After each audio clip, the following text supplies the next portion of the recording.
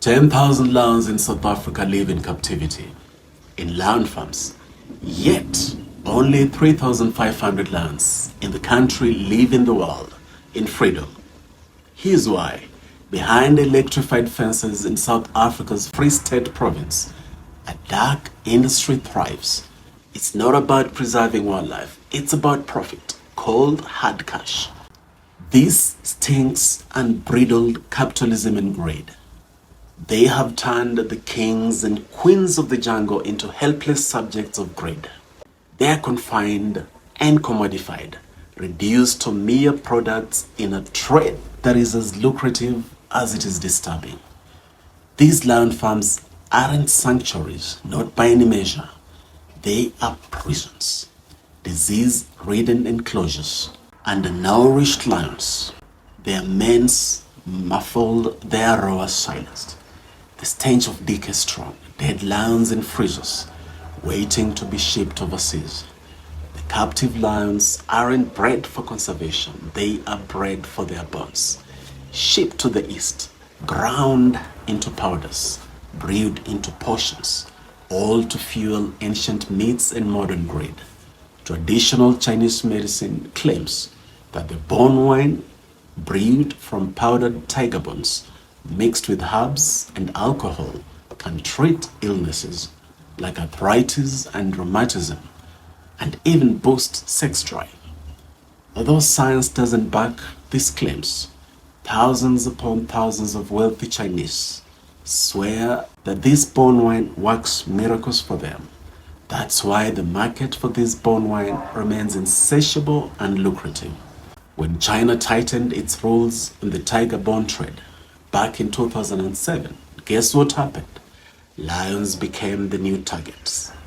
Lion bones became the new magical ingredient for the bone wine. That's why an entire industry in South Africa now breeds lions, not for conservation, but for slaughter. But this isn't just about lions, it's a mirror reflecting a deeper truth. In a country where more than half of the people live in poverty, these lion farms symbolize exploitation. You know, it costs $5,000 to feed and care for each captive lion. Meanwhile, 30 million South Africans struggle to put food on their tables. They live in poverty. No wonder South Africa remains the most unequal country in the world. The lion bone trade is a microcosm of a larger issue in the country. A few profit immensely while the majority remain spectators to their natural heritage being sold off piece by piece. Between 2016 and 2019, over 3,300 lion skeletons were exported to Asia. That's almost equal to the number of wild lions left in South Africa. In 2019, this animal welfare group fought back, temporarily halting bone exports.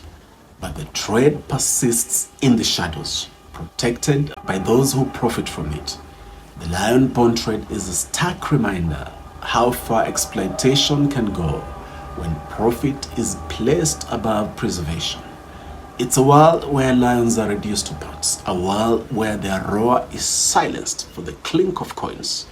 The fight to save South Africa's lions isn't just about protecting an animal. It's about standing up against a system that commodifies life, including human life. There's another path though, one where lions roam freely, drawing tourists from all over the world, where conservation benefits everyone, not just the privileged few. It's called inclusive conservation.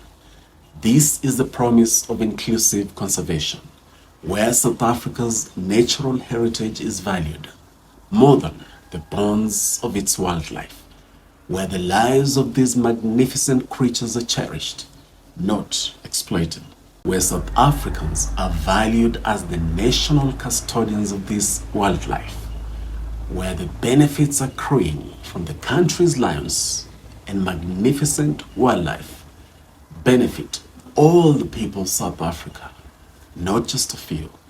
It's time for change, time to end the exploitation, Time to build a South Africa where the roar of a free lion echoes across the land, a symbol of hope and equality for all. And this applies to the rest of Africa. Africa's natural resources, Africa's heritage must primarily benefit all the people of Africa.